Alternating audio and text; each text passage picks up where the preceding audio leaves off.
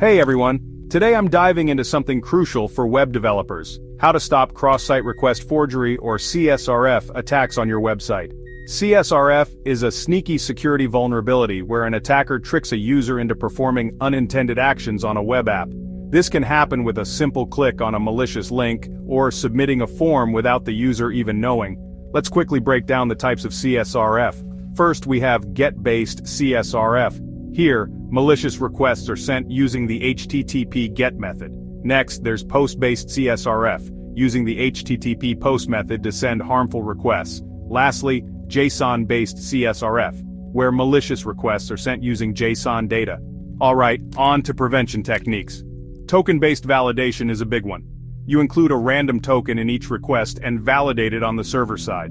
Another method is header-based validation, where you validate HTTP headers like the origin or referrer header. Cookie-based validation is also effective, where you validate the cookies sent with each request.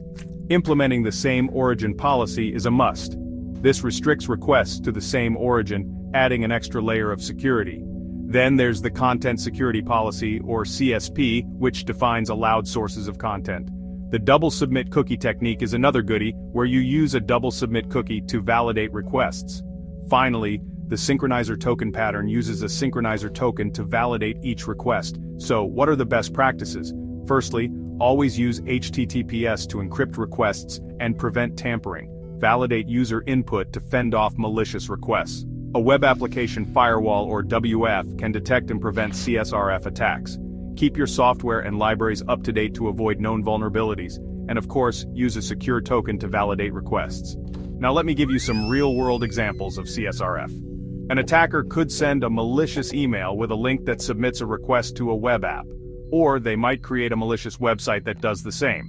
Even a simple malicious form can submit a request to your web app without the user knowing. The consequences of CSRF can be severe. Users might perform unintended actions on your web app. Attackers could steal sensitive data. They might distribute malware through your web app or cause a denial of service, disrupting your app's functionality. So, there you have it, folks. A quick run-through on how to stop CSRF attacks on your website. Implement these techniques and best practices to keep your web app secure. Thanks for watching, and don't forget to like, share, and subscribe for more web development tips.